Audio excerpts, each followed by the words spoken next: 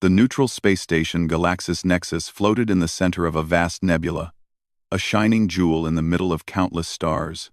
Ships of all shapes and sizes crowded its docking bays. Some were sleek and silver, with curves that seemed to defy physics. Others were angular, massive, and glowing with strange lights. Representatives of dozens of alien civilizations were gathered here. Some were tall, with shimmering skin. Others had multiple eyes or long tentacles. All were curious about one thing: the arrival of humanity. For decades, humans had been rumored to be clever, resourceful, and surprisingly strong for their small numbers. Stories circulated in alien circles about a legendary human fleet capable of astounding feats. Yet, despite the rumors, no alien had ever actually seen more than one human ship in person. Now, the Council waited with anticipation. Commander Virak of the Varelian Empire, a tall, reptilian being with bright green scales, leaned over the observation deck of the station. "They say humans never travel alone," he hissed to his assistant. "How can they hope to survive without numbers? One ship is not enough." "Perhaps they rely on tricks," the assistant suggested nervously. "Humans are clever. But even so, one ship? Surely they exaggerate." Across the room, delegates of the Alari, a species of floating, luminous orbs, whispered among themselves. "What can a single ship do?" One of them asked. "Surely it is only a message of peace or foolishness." Meanwhile, aboard the small human ship, approaching the station, the crew remained calm. The ship itself was modest in size. It had smooth curves, painted a soft silver with blue highlights. It was not massive or menacing. Yet, inside, the humans were focused and confident. Captain Elena Marlowe sat in the bridge, her hands resting lightly on the control panel. Her dark hair was tied neatly, and her green eyes scanned the station ahead. "All systems are stable," she said to her second-in-command, Lieutenant Amir Patel. "Docking procedures are normal. Keep communications ready. Remember, this is a diplomatic mission. We are here to demonstrate our knowledge, not our power." Amir nodded, adjusting his headset. "Understood, Captain. Everyone is watching. The rumors have built up expectations. I wonder how they will react to just one ship." Elena smiled slightly. "Let them underestimate us. It always works to our advantage." As the human ship entered the docking bay, alarms buzzed and lights flashed across the council chambers. Aliens pressed their faces against observation windows, staring at the small vessel. Murmurs spread quickly. "That's it? Just one ship?" a four-armed alien exclaimed. "We expected a fleet. Not this tiny craft." The human crew disembarked smoothly. They wore simple uniforms, dark blue with silver trim. There were no visible weapons, no heavy armor. Instead, they carried devices for analysis, communication, and repair. The humans walked with quiet confidence, their movements precise and calm. Captain Marlowe approached the central chamber where the council was gathered. The room was enormous, filled with dozens of alien delegates seated on floating platforms or hovering chairs. The chamber sparkled with holographic projections of star systems, showing the scope of the galaxy. "Greetings, delegates of the Galactic Council," Elena said clearly. Her voice echoed slightly in the vast hall. "I am Captain Elena Marlowe, representing humanity from Earth. We have come in peace, and with knowledge to share." The room was silent for a moment. Then, snickers and whispers began. Some aliens leaned toward each other, shaking their heads. "Peace and knowledge?" One scoffed. "From a single ship? Do they think we will take them seriously?" Another delegate, a tall creature with translucent wings, asked aloud, "Captain Marlowe, why send only one ship? Surely humanity has more than this." Elena's smile remained calm. "We believe that efficiency and focus are more valuable than numbers. This ship represents our philosophy: cooperation, creativity, and adaptability. We bring knowledge, not weapons." The council exchanged doubtful glances. Many had come expecting a display of military power or technological dominance. Instead, they saw ordinary humans, polite and unarmed. Then prove it. A burly alien growled, his voice like grinding stone. Show us your value. Words mean nothing without action. Elena nodded. Of course, we are ready to demonstrate. Her team moved quickly, setting up a portable holographic interface. The humans began projecting diagrams, simulations, and schematics of technologies that were unfamiliar to most alien delegates. Energy-efficient engines, self-repairing spacecraft components, and adaptive life support systems appeared in glowing detail. The room fell silent as the projections rotated and shifted, showing how these innovations could improve spacecraft, habitats, and communication systems across the galaxy. Many delegates leaned closer, their skepticism giving way to curiosity. How? How did they achieve this? Whispered one alien, his multiple eyes wide. With such limited resources? Elena noticed their surprise but did not react. She knew this was the first step. Humanity believes that challenges are opportunities, she explained. We focus on problem-solving and cooperation. With these tools, even a single ship can accomplish more than a fleet of heavily armed vessels. Just then, a warning light flashed across the Council's monitoring systems. A massive energy storm had formed nearby, threatening to destabilize the station. The station trembled slightly, and panic began to spread among the delegates. Deploy emergency shields, commanded one alien, his tentacles flying over his control panel. Divert power, stabilize the station. The Council's efforts seemed slow and uncoordinated. Systems overloaded, alarms blared, and many species struggled to respond in time. Captain Marlowe stepped forward calmly. May we assist? She asked. We have adaptive stabilization systems that can integrate with your existing network. Some delegates hesitated, still unsure of the humans. But the situation was urgent. The Council gave the nod, and Elena's team quickly connected their systems to the station. Within moments, the human adaptive programs began analyzing the storm, rerouting energy, and stabilizing critical systems. Lights steadied, alarms faded, and the station stopped shaking. Aliens stared in awe at the small human ship's crew, who had just prevented a potential disaster. Remarkable, murmured Virak, his green scales gleaming. A single human ship, and they controlled a crisis we could not. Elena stepped back, her hands folded neatly. Humans believe that intelligence, creativity, and cooperation are stronger than size or force, she explained. We hope that this demonstration shows our value to the galaxy. Whispers spread throughout the council chamber. Some aliens nodded thoughtfully. Others appeared embarrassed by their previous skepticism. Even the burly alien who had demanded proof looked at her with newfound respect. Perhaps we underestimated humanity, he admitted. Captain Marlowe gave a slight bow. Underestimation is common, but we believe that knowledge and cooperation will always speak louder than appearances. The council agreed to observe the humans more closely. Delegates began asking questions about their technologies, philosophies, and methods. The humans explained how they focused on solving problems without harming others, how they valued efficiency over quantity, and how collaboration often achieved more than conflict. By the end of the day, the whispers of doubt had transformed into curiosity and admiration.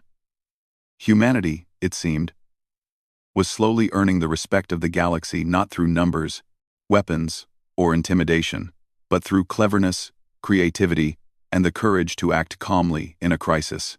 As the humans returned to their ship for the evening, Captain Marlowe looked out at the glowing nebula surrounding the station. This is only the beginning, she said softly. One ship, one crew, but a chance to show the galaxy who we really are. Lieutenant Patel smiled. And they thought a single ship could do nothing. Imagine what they will think when they see the full human approach.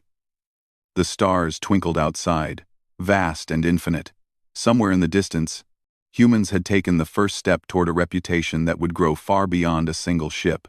They had proven one simple truth. Cleverness, courage, and cooperation could make even one ship more powerful than a fleet. The Galaxis Nexus would remember this day not as the arrival of a single human ship, but as the day humanity quietly reshaped the expectations of an entire galaxy. The next morning, the atmosphere aboard Galaxis Nexus was tense with anticipation. Word had spread quickly through the station about the humans' handling of the energy storm.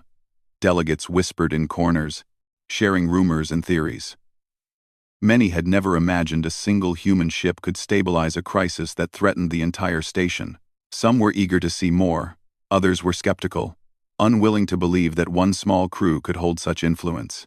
Captain Elena Marlowe and her crew prepared for a full council presentation. Unlike the previous day, when they had demonstrated reactive problem-solving, this session was designed to show the true breadth of human ingenuity.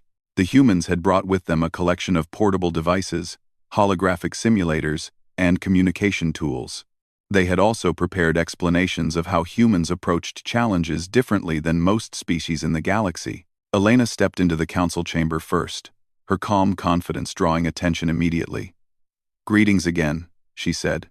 "Yesterday, we demonstrated our ability to adapt and respond. Today, we wish to show how humans think, solve problems, and innovate for the good of all species." The council remained seated in silence. A few delegates exchanged doubtful glances, but curiosity was visible in their expressions. Humans had gained a small measure of credibility with the energy storm, yet no one had expected their next step to be as intriguing. Elena activated a portable hologram.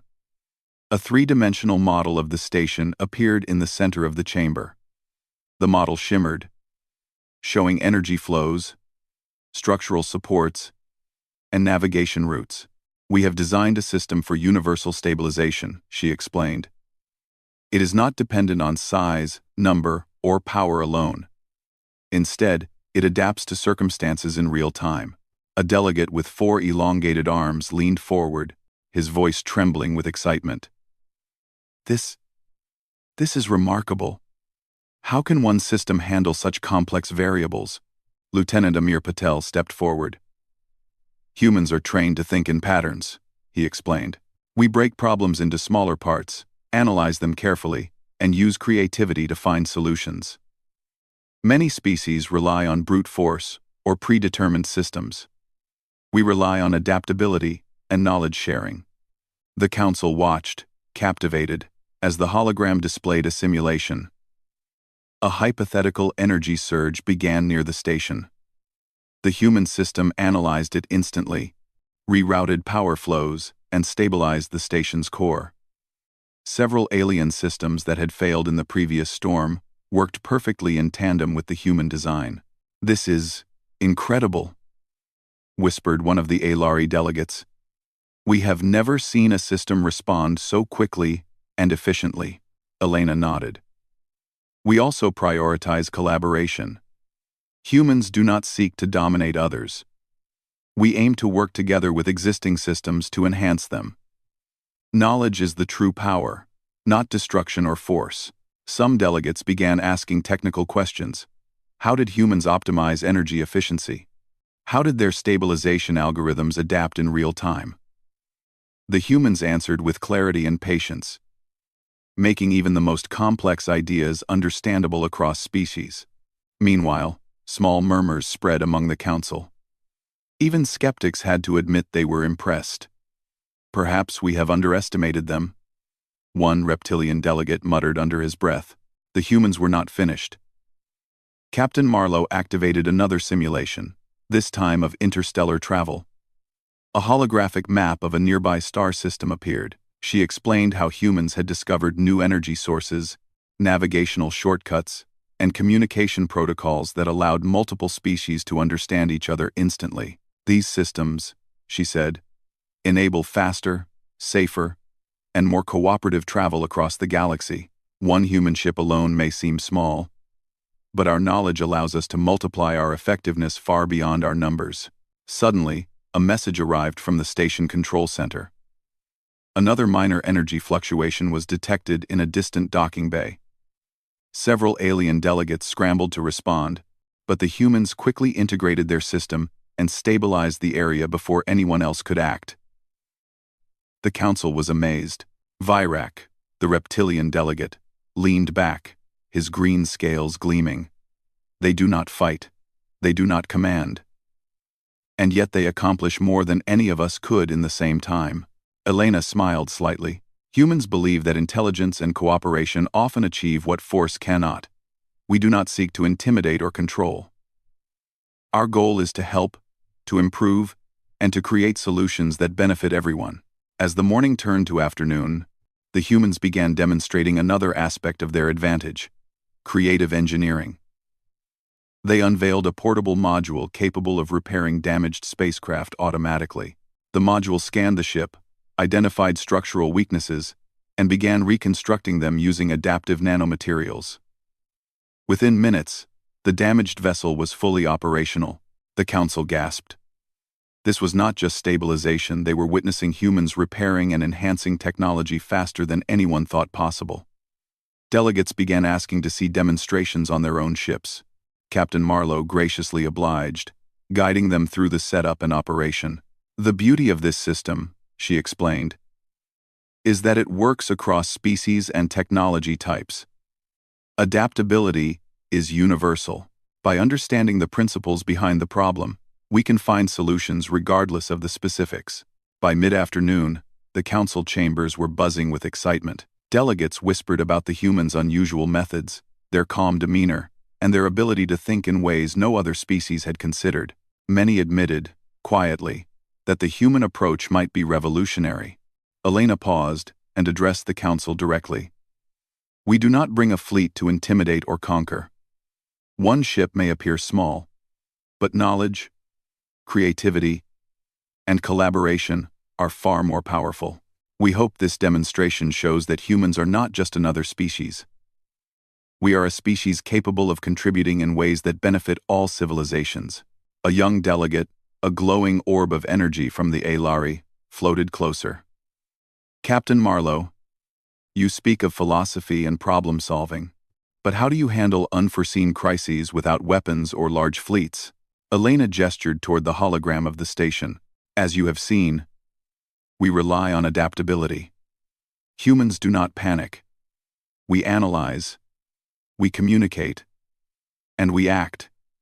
Intelligence, patience, and teamwork are our most important tools.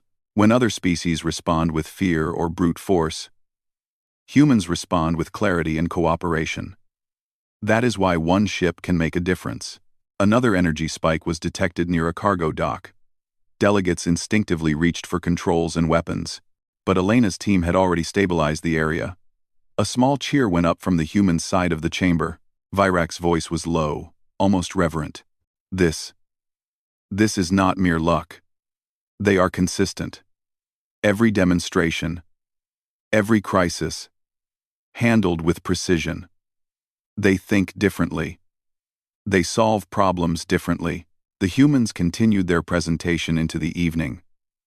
They demonstrated energy-efficient life support systems, universal translation devices, and modular spacecraft designs capable of adapting to any mission. Each innovation drew astonishment from the council. Some aliens, who had previously dismissed humanity, now sought advice on how to replicate their methods. Finally, Captain Marlowe spoke. We are not here to dominate. We are here to share, to teach, and to collaborate. Our single ship is a symbol of efficiency, not weakness. One ship, properly equipped and properly managed, can accomplish what 100 ships cannot. Knowledge and cooperation are our true strengths. A wave of quiet acknowledgement swept through the chamber. Even skeptics could no longer deny the human's ability and influence. The council members began discussing possible collaborations, eager to learn from the humans rather than compete with them. By nightfall, the humans had transformed the council's perception. They were no longer seen as a small, insignificant species. Instead, they were innovators, problem solvers, and collaborators, capable of reshaping the galaxy through intelligence and creativity. Captain Marlowe returned to the human ship with Lieutenant Patel. Today went well, she said quietly, looking out at the glowing nebula outside the station. We've shown them our advantage. But tomorrow, We must prove that our philosophy of cooperation is not just about technology, it's about uniting civilizations. Patel nodded. And that will be even more surprising for them. They expect humans to rely on force. Instead, we rely on ingenuity and understanding. The stars twinkled far beyond the station. Endless and bright, humanity had begun to demonstrate its unique role in the galaxy, not through numbers, intimidation, or power, but through cleverness, compassion, and the ability to think differently. The story of a single human ship was spreading throughout the station, reshaping expectations and planting the seeds of respect, curiosity, and cooperation. Even among the most skeptical aliens, whispers could be heard. Perhaps, humanity has been underestimated for too long. Captain Marlowe allowed herself a small smile. One ship. One crew. One chance to change everything. The galaxy would soon learn that humans had a different kind of strength, a strength that could not be measured by fleets or weapons, but by intelligence, adaptability, and the ability to bring civilizations together. And the next day would only show them even more.